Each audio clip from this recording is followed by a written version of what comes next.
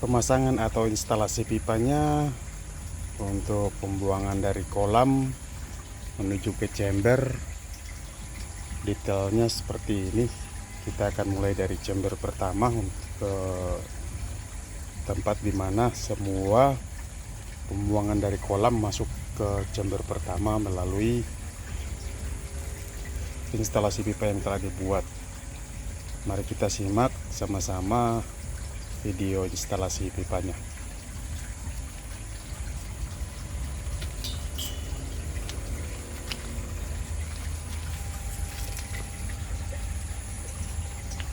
Jadi semua pembuangan dari kolam akan masuk ke chamber pertama ini melalui pipa ini.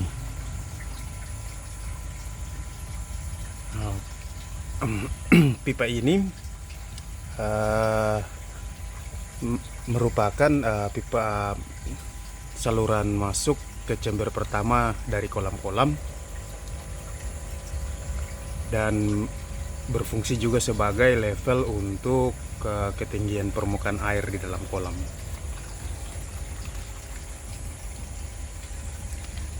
Di samping ini merupakan pipa pembuangan ketika kolam akan dikuras sampai di ujung kolam terakhir.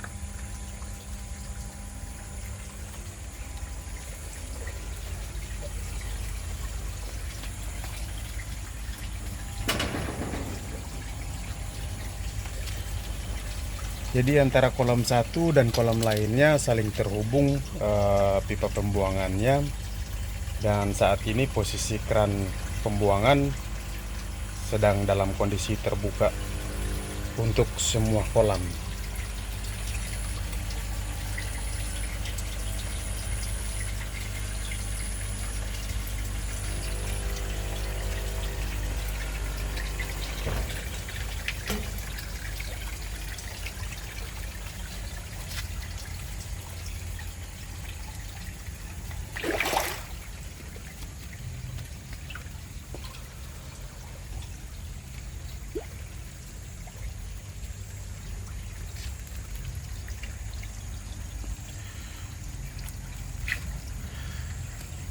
Sedangkan pipa yang kecil adalah pipa pembuangan pertama yang sudah tidak digunakan lagi.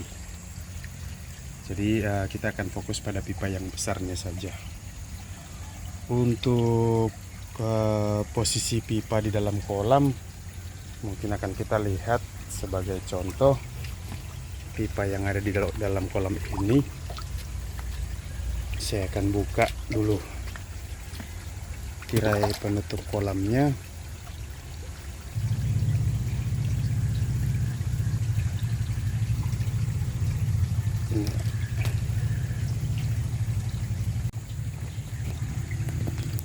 Oke, jadi pipa yang ada di dalam kolam tingginya hanya sekitar 10 cm, tertanam di bagian bawah, dimana posisi pipanya sedang saya tindis dengan batu. Mohon maaf, batunya agak kurang kelihatan karena ditutup sama ikan-ikan. Jadi pipa pembuangan dari dalam kolam saya hanya kasih tingginya sekitar 10 cm dan saya lubang-lubangi agar kotoran dan semua sisa pakan dapat tersedot atau keluar melalui pipa tersebut. Kemudian akan melalui pipa di bawah ini dan semuanya akan lari ke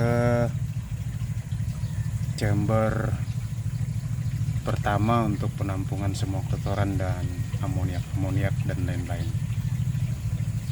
Jadi antara kolam satu dan kolam lainnya semua pipanya terhubung. Jadi ketinggian air di dalam kolam akan tetap semua sama, dan tekanan dari dalam kolam menuju ke pipa pembuangan akan semua sama, dan semuanya akan mengalir ke chamber pertama.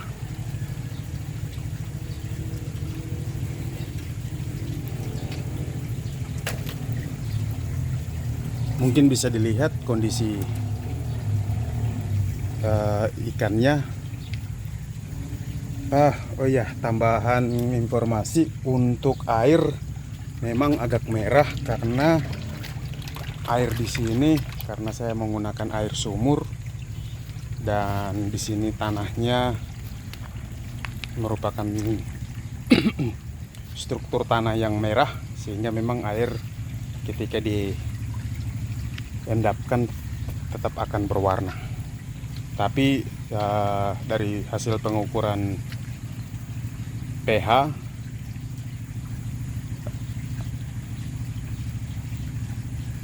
nilainya normal dan air sehat, dan sejauh ini dalam 1 bulan pengamatan saya mulai dari sejak awal saya membuat kolam-kolam ini, tingkat kematian pada ikan sangat-sangat minim. Kalaupun ada, hanya sebulan sekali baru ditemukan 1 ekor ikan yang mati, mungkin akibat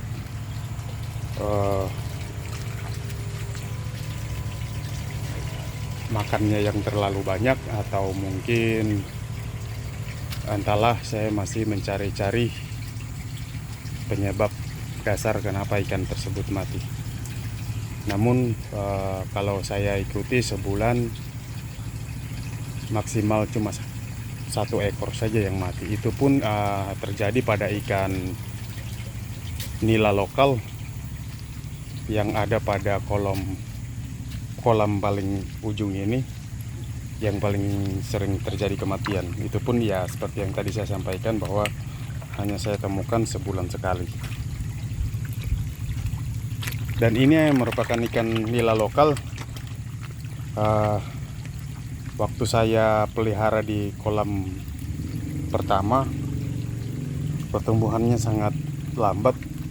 Namun ketika saya pindahkan pada kolam-kolam ini, pertumbuhannya jadi cepat, karena setiap makanan yang saya masukkan terfokus di dalam kolam ini, sehingga tidak menyebar kemana-mana, dan ikan memakannya dengan baik, sehingga pertumbuhannya ya menurut pengamatan saya cukup cepat.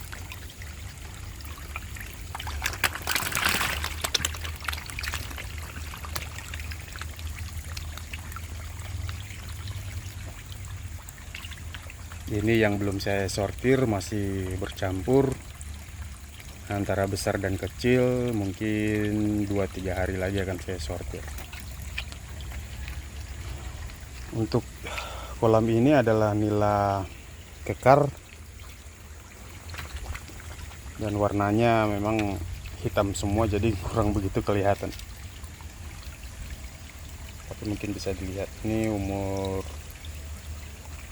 sekitar 2 bulan, 3 bulanan, 2 bulan lebih.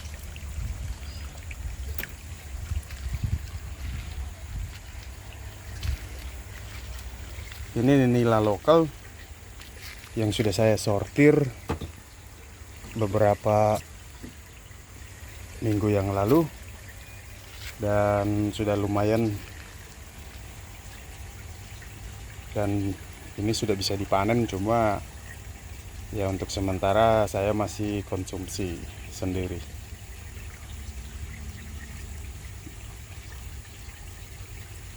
Dan yang ini lebih besar lagi dari yang kolam yang ini, dan ini memang sudah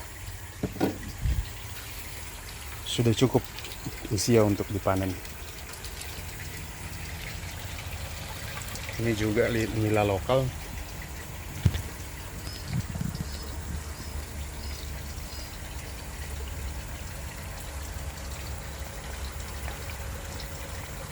Ikannya sehat, agresif.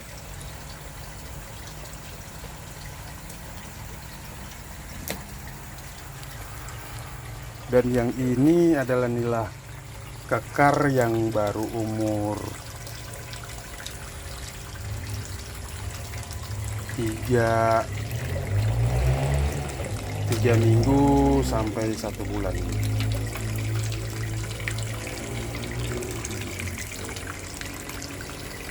Karena warnanya hitam mungkin juga agak kurang kelihatan, mudah-mudahan bisa dilihat. Jadi perkiraan saya dengan pakan apa adanya yang saya berikan, minimal maksimal 3 atau 4 bulan sudah cukup untuk dipanen juga.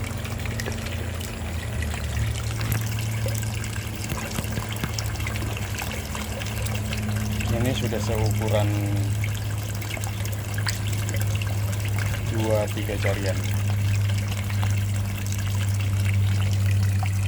Mereka ikannya sangat agresif, sehat, dan sudah beberapa bulan menggunakan kolam-kolam ini tidak ada terjadi kematian pada ikan-ikan nila kekar. Ya, kalau kita bicara masalah budidaya ikan, instrumen utama adalah air, sehingga air memang sangat-sangat penting untuk harus dijaga, dirawat, karena ketika air kita yang kita pakai di dalam kolam-kolam ini terjaga, terawat dengan baik, air sehat, maka semua kehidupan di dalam air tersebut akan hidup dengan baik. Mungkin sementara video ini saya buat untuk permintaannya Mas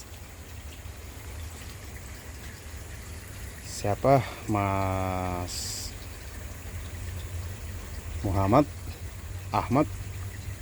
Semoga ini dapat membantu untuk informasi instalasi pipa-pipa pembuangan dari kolam ke chamber. Menurut saya ini hal yang paling simpel dan mudah, dan tidak ribet, dan juga tidak terlalu banyak makan biaya, dan bisa dicoba oleh Mas sendiri di tempatnya. Mungkin sekalian saya tampilkan juga untuk instalasi air masuk dari chamber terakhir yang air yang telah difilter. Seperti ini terlihat modelnya atau jenis metode yang saya gunakan. Setelah air difilter dari chamber terakhir, dipompa, kemudian dengan menggunakan pipa 1 inch, tidak terlalu banyak lekukan atau belokan, langsung air dipompa ke dalam setiap kolam. Yang ini pipanya, sedangkan pipa yang 2 hanya sebagai palang saja untuk menaruh jaring-jaring penutup kolam. Untuk aeratornya seperti yang saya gunakan, saya menggunakan LP100, Resun LP100. Saya hubungkan dengan selang 1 inch, kemudian masuk ke pipa 1 inch. Saya tempatkan bagian atas agar mempermudah saya. Kemudian saya menggunakan valve air yang model seperti ini. Setiap kolam saya berikan 2 titik untuk aeratornya. Dan jenis metode yang saya gunakan untuk aerator ini, saya tidak menggunakan pipa basoka atau pipa penampung udara atau oksigen seperti yang digunakan pada video-video lainnya, atau tabung basoka atau tabung penampung. Saya pikir itu membuat sirkulasi atau oksigen yang dihasilkan dari LP100 tidak maksimal, sehingga saya langsung menggunakan metode ini aja agar lebih mudah dan oksigen betul-betul tersalur ke dalam setiap kolam.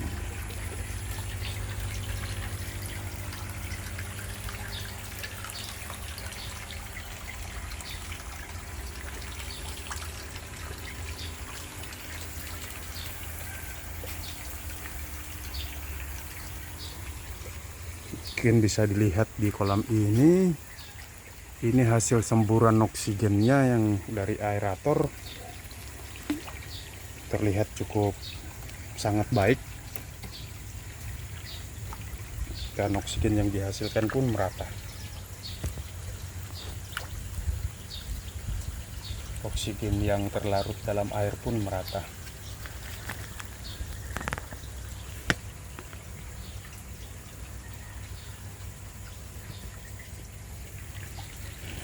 Demikian video ini saya buat sesuai request, semoga dapat membantu atau menjadi informasi tambahan buat Mas Muhammad atau Mas Ahmad yang merequest. Demikian videonya, semoga kita dapat berbagi informasi antar sesama pemula. Akhir kata, terima kasih, salam kenal, terima kasih sudah mampir ke channel saya, dan mohon dukungan subscribe-nya, dan sampai jumpa pada video-video berikut atau diskusi-diskusi berikutnya. Terima kasih, wassalam.